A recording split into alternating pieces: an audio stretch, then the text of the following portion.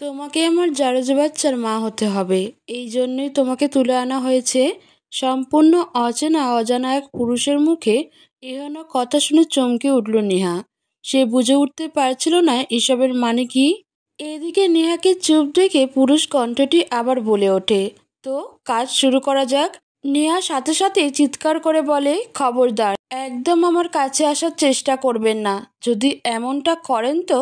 পুরুষটি সহসায় নেহার কাছে এসে তাকে আষ্টে পৃষ্ঠে জড়িয়ে ধরে বলে, কি করবে? নেহার গলার স্বর অস্পষ্ট হতে লাগলো। এই প্রথম সে কোনো পরপুরুষের এতটা কাছাকাছি এসেছে। লজ্জা ও অস্বস্তিতে তার গলা দিয়ে আর কোনো কথাই বের হলো না। নেহা শুধু চোখ বন্ধ করে মহান সৃষ্টিকর্তাকে স্মরণ করতে লাগলো।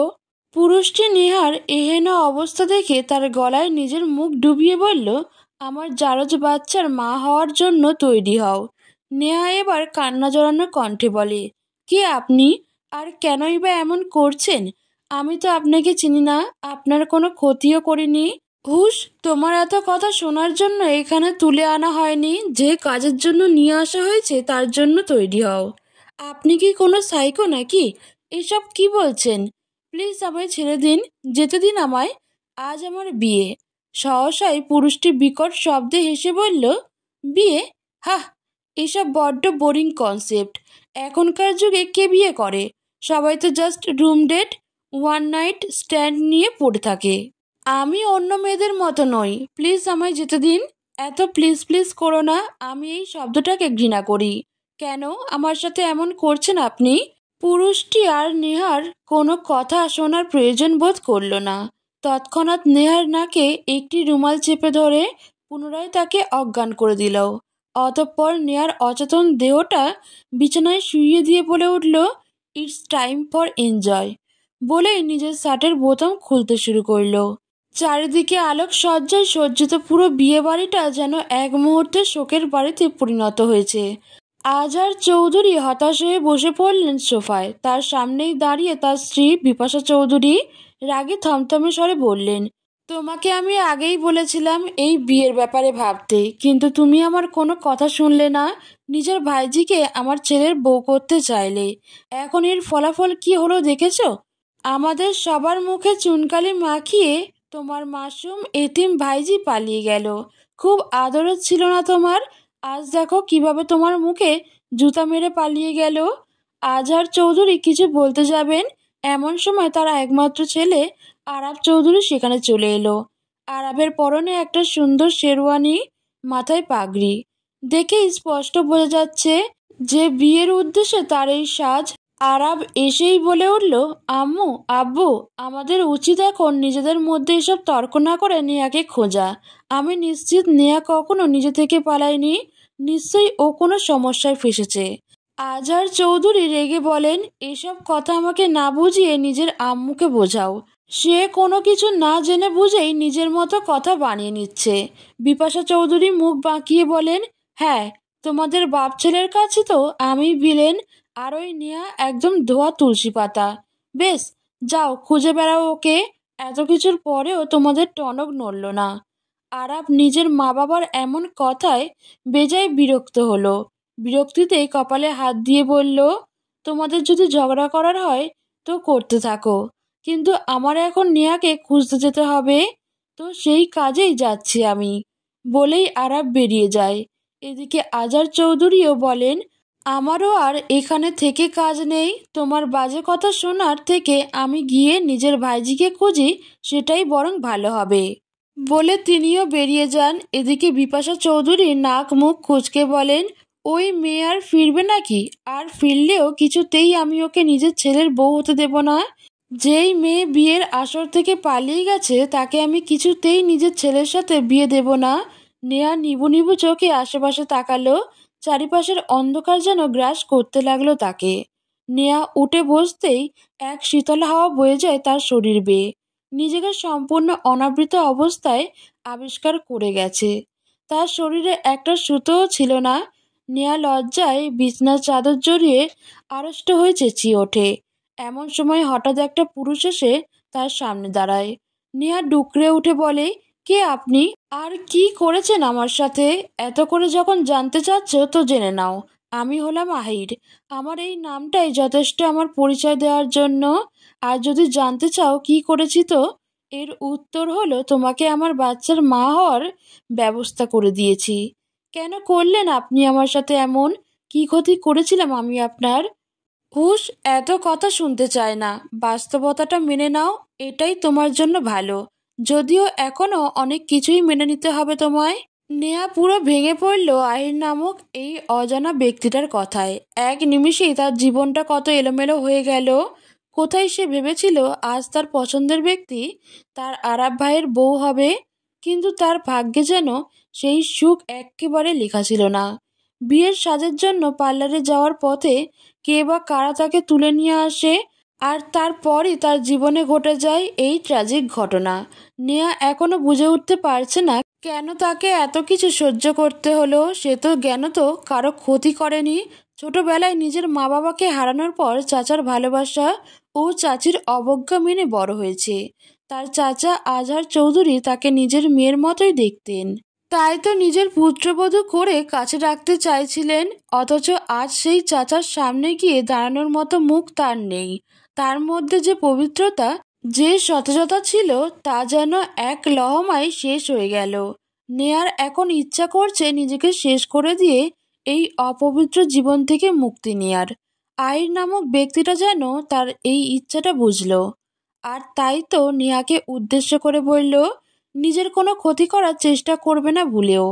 আর কি চান আপনি আমার থেকে? আমার যা সর্বনাশ করার তা তো করেই নিয়েছেন, তাও কি আপনার শান্তি হয়নি?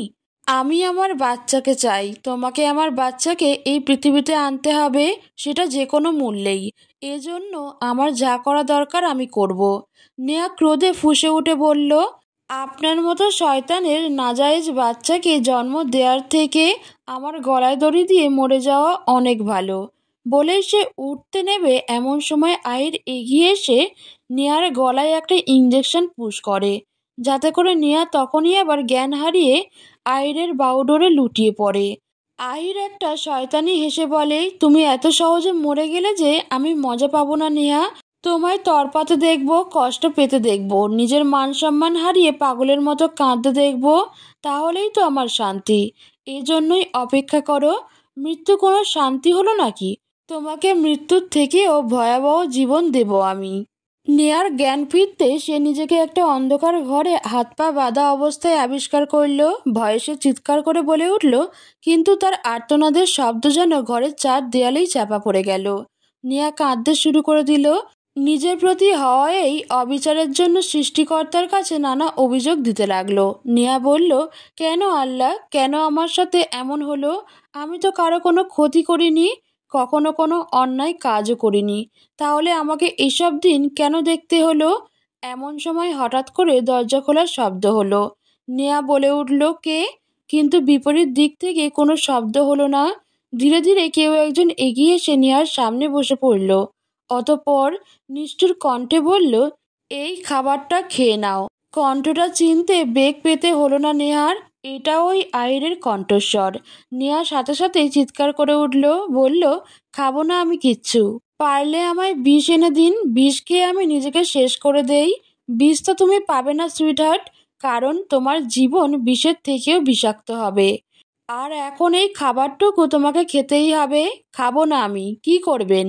আইর একটা বিদঘুটে হাসি দিয়ে নেহাকে নিজের ফোন বের করে একটা লাইভ ভিডিও দেখায়, যেখানে নেহার বড় আব্বু আজমাইন চৌধুরী রাস্তা দিয়ে হেঁটে যাচ্ছেন অস্থির চিত্তে, আর তার দিকে বন্দুক তাক করে আছে আহির চৌধুরীর ঠিক করে দেয়া একটা লোক।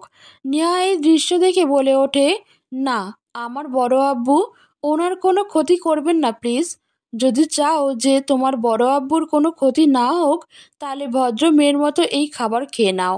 আমার সব কথা মেনে চলো, তাহলে তোমার পরিবারের সবাই ভালো থাকবে।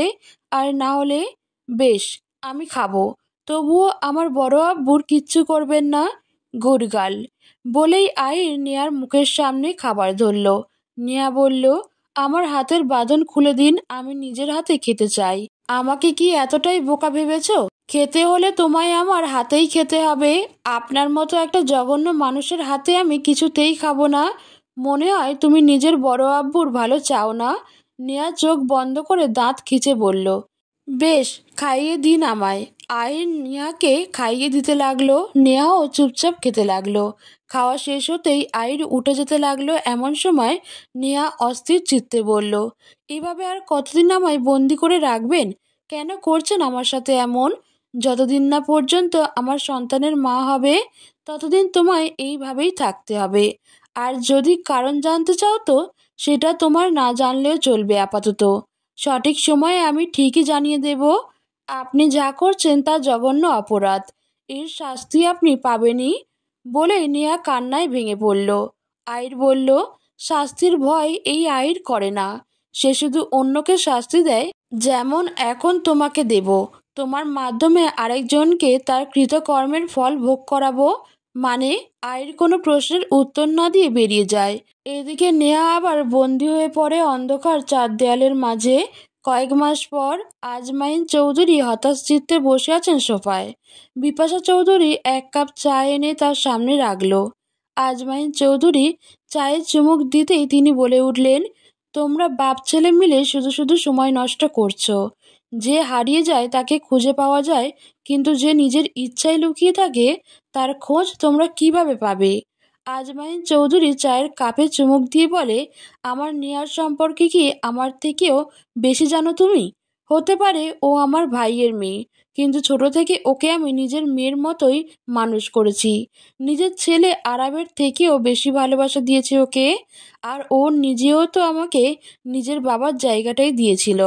কথা বলতে বলতেই আবেগপ্রবণ হয়ে পড়লেন আজমাইন চৌধুরী। তার গলার স্বর ভেঙে এলো। তিনি বললেন, তুমি তো জানতে বিপাশা, আমার একটা মেয়ে বাচ্চার কত শখ ছিল, কিন্তু আল্লাহ আমাদের শুধু একটি ছেলে দিয়েছেন। তবে আমার ছোট ভাইও তার স্ত্রী একটা অ্যাক্সিডেন্টের মৃত্যুর পর ওদের মেয়ে নেয়ার দায়িত্ব নিয়ে আমার সেই মেয়ে শিশুর পিতা হবার শখ পূরণ হয়। তাই তো আমি সবসময় সবাইকে বলতাম, নেয়া আমার ভাইজি নয়, আমার মেয়ে। ওকে আমি নিজের থেকে এক মুহূর্ত দূরে রাখতে পারতাম না, আর না ও আমার থেকে দূরে থাকতে পারতো। বাইরে কোথাও গিয়ে এক রাত অবধি কাটায়নি, এমনকি বিদেশে এত ভালো স্কলারশিপ অফার পেয়েও যায়নি আমার ছেড়ে থাকতে হবে বলে। এই জন্যই তো আমি আরবের সাথে ওর বিয়ে দিতে চেয়েছিলাম, যাতে ওকে নিজের কাছে রাখতে পারি সবসময়। আর আবার নেহাও তো একে অপরের পছন্দ করত। কত খুশি ছিল এই বিয়েটা নিয়ে। তারপর হঠাৎ করে কি থেকে কি হয়ে গেল, আর কোথায় চলে গেল আমার নেহা। 2 মাস ধরে ও আমার থেকে দূরে। যেই মেয়েটা এক মুহূর্ত আমাকে ছাড়া থাকতো না, দীর্ঘ 60 দিন আমার পাশে নেই। এটা যেন আমার বিশ্বাসই হচ্ছে না। আমি শতভাগ নিশ্চিত ও নিজে থেকে কোথাও যায়নি। ওকে আমি খুঁজে বের করবই।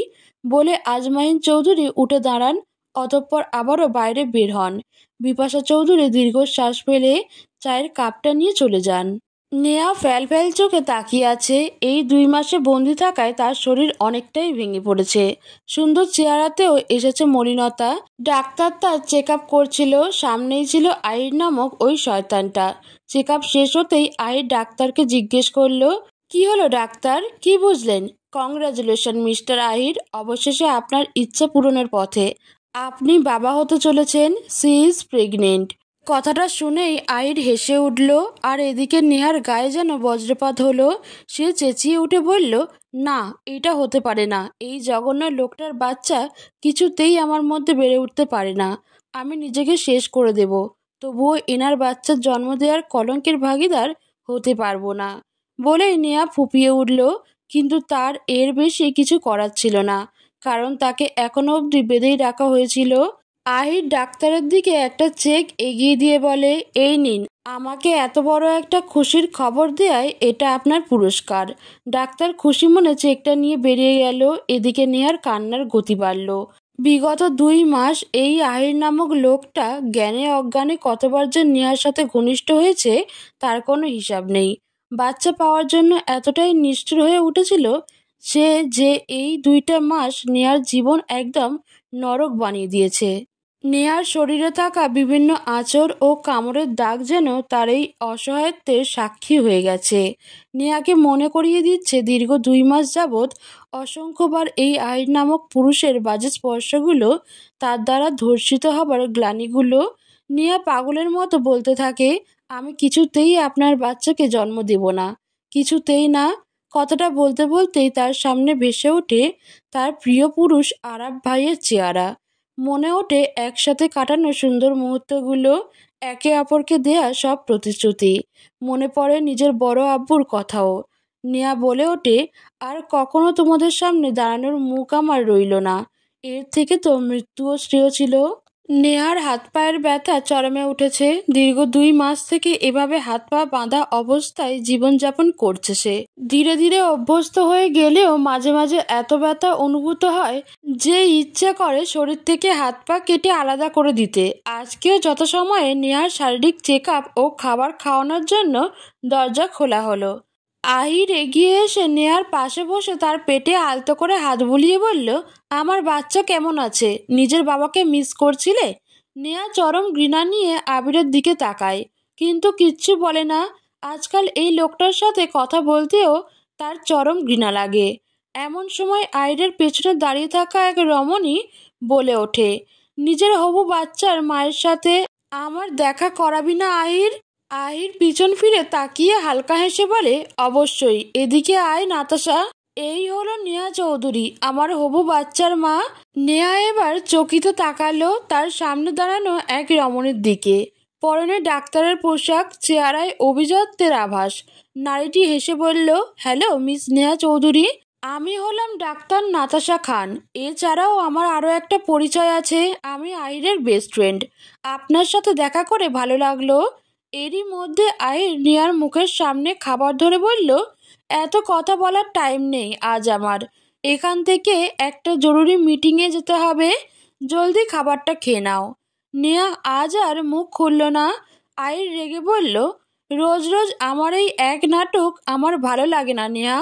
নিজের ভালো চাইলে চুপচাপ খেয়ে নাও, নয়তো। আচমকা নাতাশা বলে উঠল, আহ আহির, মেয়েটার সাথে এমন ব্যবহার করছিস কেন? প্রেগনেন্ট অবস্থায় একটা মেয়ের সাথে এমন ব্যবহার করলে তার বাচ্চার উপর খারাপ প্রভাব পড়তে পারে। তুই নিশ্চয়ই সেটা চাইবি না।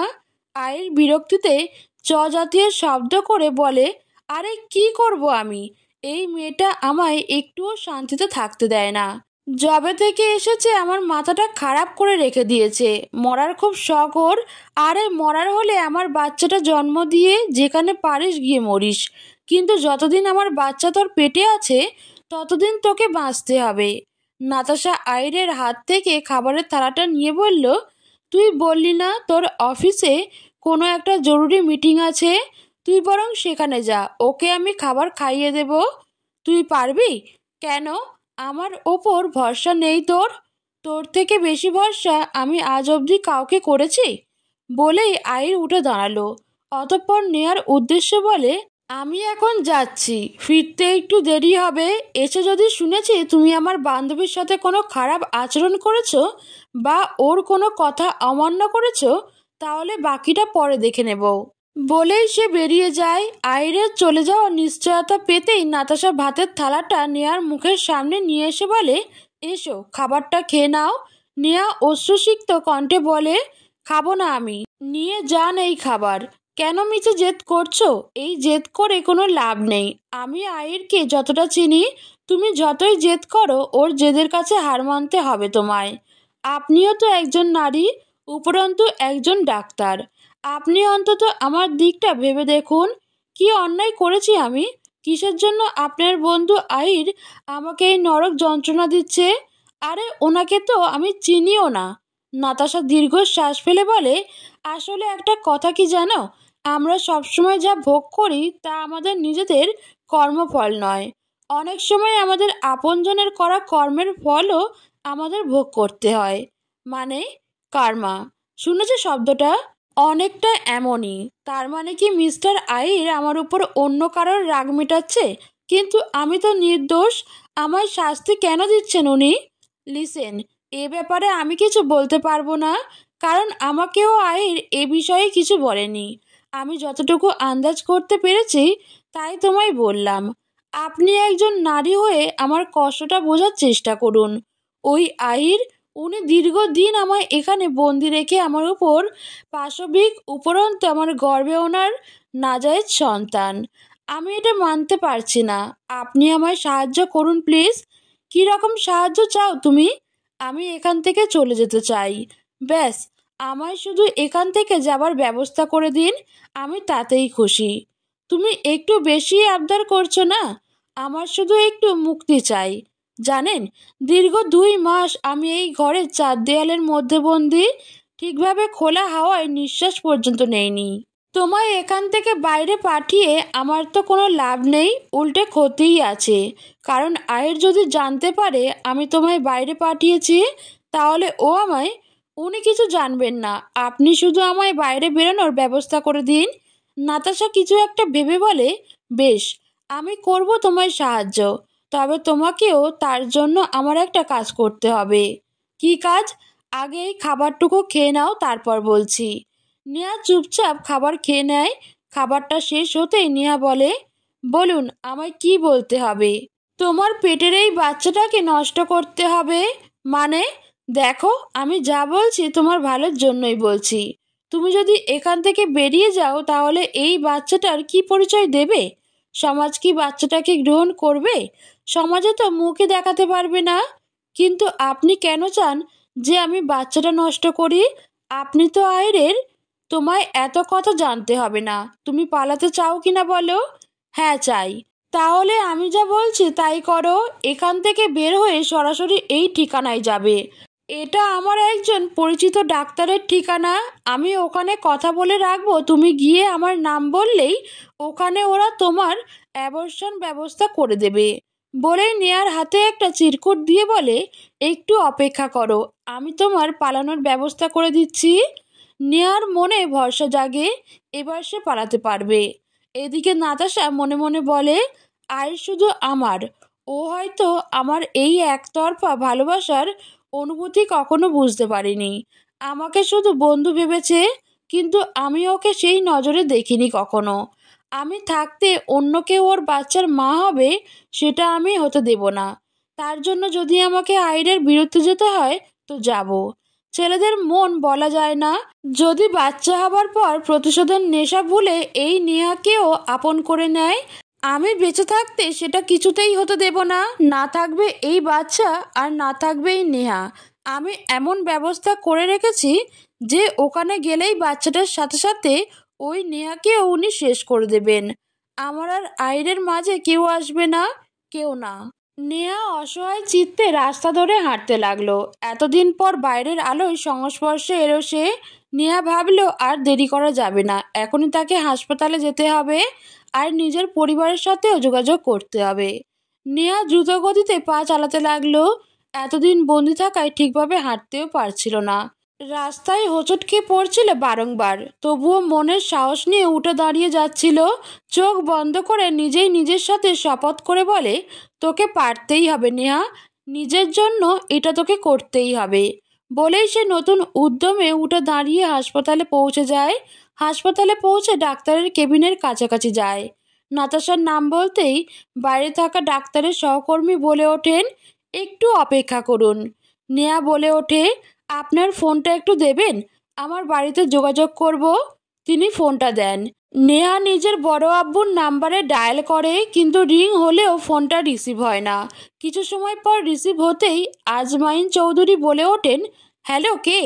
নেহা এতদিন পর নিজের বড় আব্বুর গলা শুনে আবেগে আপ্লুত হয়ে কিন্তু সে কিছু বলতে যাবে তার আগেই হঠাৎ কেউ তার মুখ চেপে ধরে।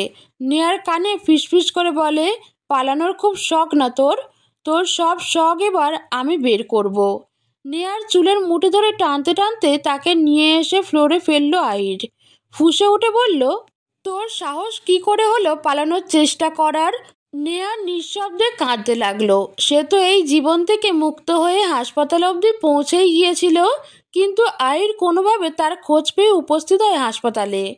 আর তারপর তাকে আবার টানতে টানতে এই নরকে নিয়ে আসে। আইর নেহার কাছে এসে তার চুলের মুঠি আরো শক্ত করে ধরে বলে, শুধুমাত্র আমার বাচ্চা তোর পেটে জন্য তোর সাথে বেশি কিছু করতে পারছি না, নাহলে দেখিয়ে দিতাম আইরের সাথে পাঙ্গা নেওয়ার ফল কি হয়। এমন সময় নাতাশা সেখানে চলে আসে। শুকনো ঢোক গিলে বলে, আইর আসলে। আইর তেতে উঠে বলে, তুই তো কোনো কথাই বলিস না, তোকে তো বিশ্বাস করেছিলাম আমি, আর তুই সেই বিশ্বাসের কি মান রাখলি? আমি তোর উপর ভরসা করে নেহাকে এখানে রেখে গিয়েছিলাম, আর ও কিভাবে তোর চোখে ফাঁকি দিয়ে পালালো? নাতাশা একটা স্বস্তির নিঃশ্বাস ফেলে ভাবে, যাক, আয়ের ভাবছে নেহা আমার চোখে ফাঁকি দিয়ে পালিয়েছে। এবার যে করেই হোক আমার ওর রাগটা কমাতে হবে, যাতে সত্যটা ওর সামনে না আসে। নাতাশা বলে ওঠে, এই মেয়ে কতটা ধুরন্ধর সেটা তুই জানিস না আহির। আমার চোখে ফাঁকি দিয়ে কখন যে পালিয়ে গেল আমি টেরই পেলাম না। নেহা নাতাশার দিকে তাকায়। নাতাশার দৃষ্টি একদম স্বাভাবিক। আইর বলে, এবার থেকে আমি এখানে নজরদারি আরো বাড়িয়ে দেব, দেখি ও কিভাবে পালায়। বলেই আইর বেরিয়ে যায়। নাতাশা নেহার দিকে তাকিয়ে বলে, খবরদার আইরকে সত্যটা বলবে না। আমি তোমাকে সাহায্য করতে চেয়েছিলাম, কিন্তু তুমি সেই সাহায্য কাজে লাগাতে পারোনি। তবে আমার বিষয়টা যেন প্রকাশিত না হয়। আপনি ভাববেন না আমি আমার উপকারীর ক্ষতি চাইবো না। নাতাশা মনে মনে বলে, উপকারী না চাই, তোকে দুনিয়া থেকে মিটিয়ে না দেয়া পর্যন্ত আমার শান্তি নেই। কিন্তু এখন তো আমার কিছু করারও নেই। আজমাইন চৌধুরী দীর্ঘশ্বাস ফেলে এসে বসলেন আরাবের পাশে। আরাব নিজের বাবার দিকে তাকিয়ে বলল, নেহা হঠাৎ করে এভাবে কোথায় চলে গেল আব্বু? এভাবে কেউ কিভাবে হারিয়ে যেতে পারে? জানি না, আমি কিচ্ছু জানি না। আমার আর কিছুই ভালো লাগছে না। এই কয়েক মাসে একবারও আমাদের সাথে যোগাযোগও করলো না। যোগাযোগ বলতে মনে পড়লো আজ সকালে আমার ফোনে একটা কল এসেছিল। আমি অনেকক্ষণ হ্যালো হ্যালো করলাম, কিন্তু বিপরীত দিক থেকে কোনো উত্তর এলো না। তারপর ফোনটা কেটে গেল। তুমি আর ওই নাম্বারে ফোন দাওনি? দিয়েছিলাম, কিন্তু ফোন সুইচ অফ বলছিল। হায় আল্লাহ, তুমি এই কথা আমাকে আগে কেন বলনি আব্বু? এমনও তো হতে পারে যে নেহা কোনোভাবে আমাদের সাথে যোগাযোগ করার চেষ্টা করছিল। হয়তো ও কোথাও ভীষণ খারাপ অবস্থায় আছে। তাই তো আমি তো এটা ভেবে দেখিনি। আব্বু, তুমি আমাকে ওই ফোন নাম্বারটা দাও, আমি খোঁজ লাগিয়ে দেখছি। আচ্ছা, 018। আমার এক বন্ধু সিম কোম্পানিতে জব করে, ওর মাধ্যমে দেখি যদি কোনো খোঁজ পাই। প্রয়োজনে পুলিশকেও জানাবো। দেখ কি করা যায়। ভালোই ভালোই মেয়েটাকে যদি ফেরত পায় তাহলে হয়। এমন সময় বিপাশা চৌধুরী এসে বলেন, ওই মেয়েকে ফেরত পাও আর যাই পাও, ওর স্থান কিন্তু এই বাড়িতেই আর হবে না। আরাব রেগে গেল। আম্মু, তুমি এমন কথা কেন বলছো? তুই চুপ কর। ওই মেয়েকে নিয়ে তোদের বাবা মেয়ের অনেক আহ্লাদই আমি সহ্য করেছি। আর না, ওই মেয়েকে যদি তোরা এই বাড়িতে ফিরিয়ে আনার চিন্তা করিস, তাহলে কিন্তু আমি এই বাড়ি ছেড়ে চলে যাব। বলেই বিপাশা চৌধুরী চলে যান। এদিকে আরাব নেহার সাথে কাটানো সুন্দর মুহূর্তগুলো মনে করে। নেহাকে সেই ছোটবেলা থেকেই পছন্দ করতো সে। প্রপোজও করেছিল। গোপনে তাদের কতদিনের সম্পর্ক ছিল। কতদিন তারা একত্রে সুন্দর মুহূর্ত কাটিয়েছে। একসাথে কত স্বপ্ন দেখেছিল বিয়ের পর একটা সুন্দর সংসার সাজাবে। এসব মনে করে সে দীর্ঘশ্বাস ফেলে বলে, তুমি কি আমার জীবনে আর কখনো ফিরবে না নেহা? কেন আমায় ছেড়ে চলে গেলে? তুমি তো আমায় প্রতিশ্রুতি দিয়েছিলে আজীবন আমার পাশে থাকবে। একে অপরের হাত ধরে হাজারটা বসন্ত কাটানোর স্বপ্ন দেখেছিলাম আমরা। তাহলে কোথা থেকে এইসব কি হয়ে গেল? নেহা, আমি এসে গেছি নেহা। আমি এখন তোকে এই বন্দি দশা থেকে মুক্ত করে নিয়ে যাব। আরাবের মুখে এই কথাটা শুনে নেহা হাসি মুখে বলে, আমি জানতাম আরাব ভাই, তুমি আমাকে নিতে আসবেই। আমি তোকে বলছিলাম না তোর সব বিপদে আমি ঢাল হয়ে দাঁড়াবো? সেই কথা কিভাবে ফেলি, কিভাবে? আমাকে এই নরক থেকে নিয়ে চলো আরাব ভাই। বারংবার এই কথাটা বিড়বিড় করে বলতে থাকে সে। এমন সময় আইর তার পাশে বসে বলে, স্বপ্ন দেখা শেষ হলে তাড়াতাড়ি ঘুম থেকে ওঠো। নেহা উঠে বসে, চারিদিকে তাকিয়ে সেই অন্ধকার দেখে বলে, তাহলে এটা স্বপ্ন ছিল? আরাব ভাই আসেনি? আয়ের পিশাচের মতো হাসি দিয়ে বলে, এইসব সুন্দর স্বপ্ন দেখা বন্ধ করো। তোমার জীবন আর কখনো সুন্দর হবে না। নেহা লক্ষ্য করে তার হাতে পায়ে কোনো বন্ধন নেই আজ। সে আইরের গলা চেপে ধরে আর বলে, কেন কেন এমন করলি আমার সাথে? আইর দ্রুত নেহাকে চেপে ধরে আবারও শক্ত করে তার হাত বেঁধে দিয়ে বলে, ভেবেছিলাম একটু মুক্ত রাখবো, সেটাও তোর ভাগ্যে নেই। অতঃপর সে নাতাশাকে উদ্দেশ্য করে বলে, সকল যন্ত্রপাতি নিয়ে এসেছিস তো? চেকিং করে দেখ আমার বাচ্চা ঠিক আছে নাকি। নাতাশা বিভিন্ন মেডিকেল যন্ত্রপাতি দিয়ে চেক করে। আয়ের জিজ্ঞেস করে, কেমন আছে আমার বাচ্চা? নাতাশা বলে, বাচ্চা নয়, বলো বাচ্চারা। আমি দুটি হার্টবিট শুনতে পাচ্ছি। মনে হয় ওর পেটে যমজ বাচ্চা আছে। কি বলছিস? ওয়েট, আল্ট্রাসোনোগ্রাফ রিপোর্ট হলে নিশ্চিত হতে পারবো। আহির ভীষণ খুশি হয়। এদিকে নেহা হতাশ হয়ে ভাবে, একটি নয় দুটি পাপ বহন করছি আমি।